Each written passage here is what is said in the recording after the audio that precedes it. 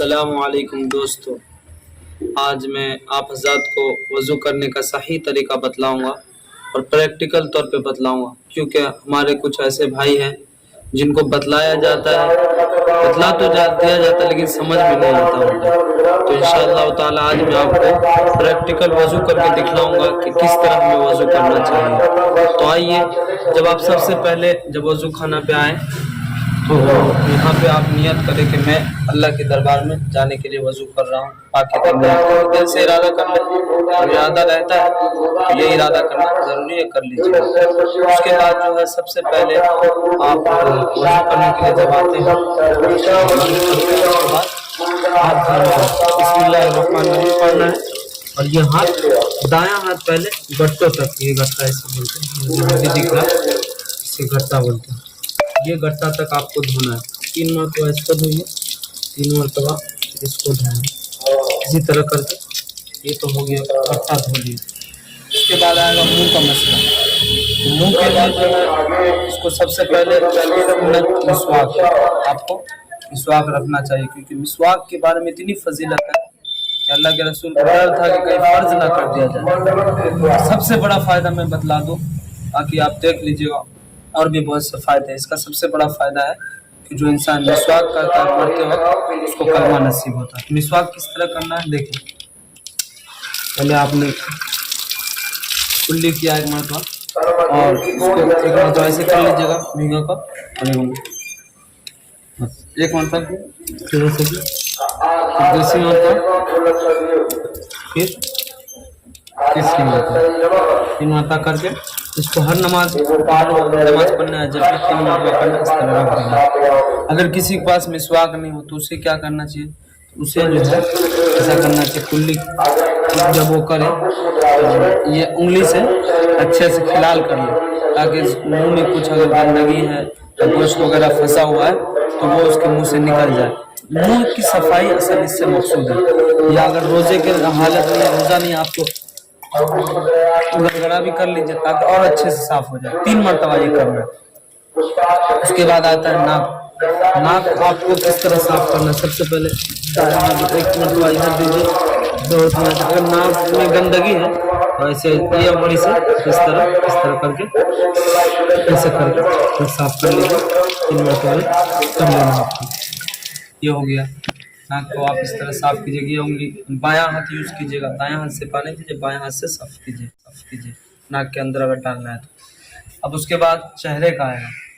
तो चेहरा किसे कहते हैं और कहाँ तक कहते हैं, तो आपने सुना होगा पेशानी के बालों से ठोड़ी के नीचे तक कान के, ये पेशानी जहाँ से बाल हमारा शुरू होता है, ये इसका सर का, उससे पहले यहाँ तक इसको किस तरह धोना है। कितने लोग आते हैं एकदम छिड़क के धोते नहीं, जैसे आराम से पानी लीजिए, एकदम आराम से इस तरह पूरा, ताकि इधर भी आ जाए, इधर इस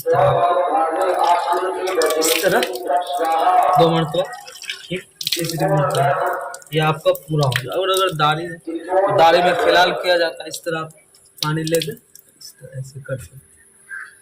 तो ये हो गया चेहरे का मसला। चेहरा भी हमने धो लिया, आपने देख लिया।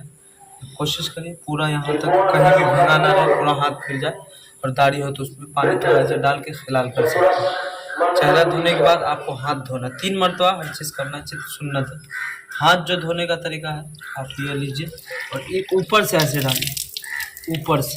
कितने लोग होते हैं ऐसे धोते हैं, ऊपर से इसको इस तरह 2 मरतबा, और ये हाथ भी फेरते रहिए ताकि पूरा पहुँच जाए पानी, कहीं सूखा ना रहे। ये 3 मरतबा हो गया। इसी तरह ये 1 मरतबा ऊपर से, 2 मरतबा। और जो है एक चीज़ मैं बतला दूँ, यहाँ पे गट्टों तक धोना। ये जो देख रहे हैं आपको, ये नरम हड्डी का ये हड्डी, वो पूरा समेत धोना, उसके साथ धोना है। कितने लोग हैं यहाँ तक ये बीच का खाली हिस्सा सूखा रह जाता है तो वजू नहीं होगा। ये बात याद रखिए, ज़हन नशीं कर लीजिए। तो यहाँ इस समेत धोना है आपको, 3 मरतबा धोना। अब मसला आएगा सर का, चौथाई सर का मसा करना। तो पूरे सर का मसा करना सुन्नत है, चौथाई सर का मसा करना फर्ज। अगर कोई ऐसे भी कर लेता तो अदा हो जाएगा, लेकिन पूरा सुन्नत है, चौथाई सर का मसा करना फर्ज। अगर कोई ऐसे भी कर लेता तो अदा हो जाएगा, लेकिन पूरा तरीका क्या है कि ये 3 उंगली जो है इसका यूज़ देखिए, इस तरह से जाके यहाँ पे आ जाएगा, यहाँ तक पीछे पीछे यहाँ तक आएगा ये उंगली, और फिर जो ये वापस इसी तरह ये इस तरह आ जाएगा, इसे बोलते हैं हथेली।